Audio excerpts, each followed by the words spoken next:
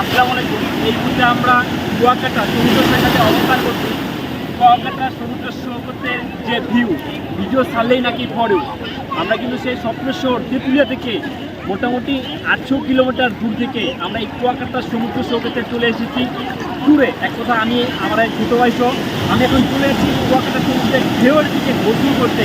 অবশ্যই আপনারা আমাদের ভালো রাখবেন।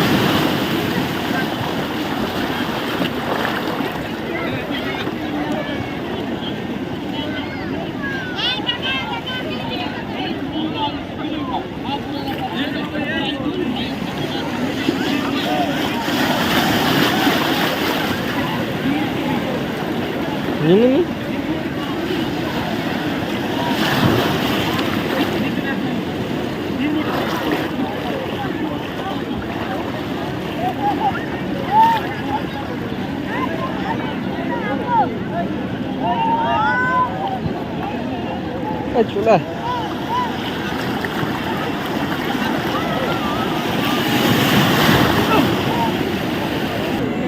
আসলে আমরা কিন্তু চাই সবসময় ভ্রমণ করতে, যখনই আমরা ছুটি পাই অফিসগুলো আর এই পুজোর ছুটিগুলোতে আমরা কিন্তু সবসময় থাকার চেষ্টা করতাম ইন্ডিয়াতে।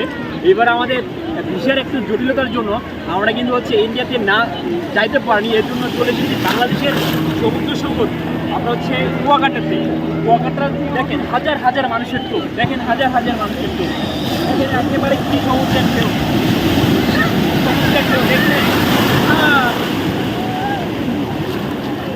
অবশ্যই আপনারা যখন আপনাদের মন খারাপ হয়ে যাবে আপনারা সবসময় চাইবেন আপনারা এরকম মানসিক শান্তি আপনার পাওয়ার মধ্যে জায়গাগুলোতে আপনারা সবসময় আসতে চেষ্টা করবেন, তাহলে আপনাদের মন ভালো হয়ে যেতে পারে।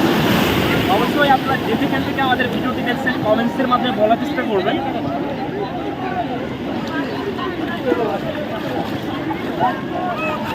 এই দিকটা দেখেন হাজার হাজার মানুষের, ঠিক আছে।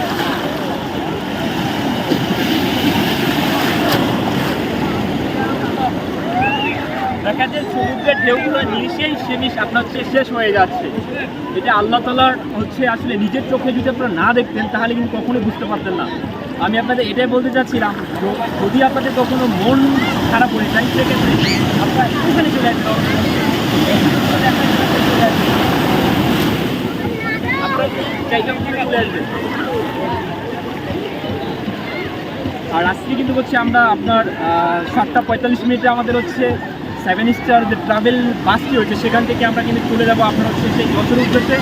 যশোরে আমরা বেশ কয়েকদিন থাকে আবার চলে যাবো।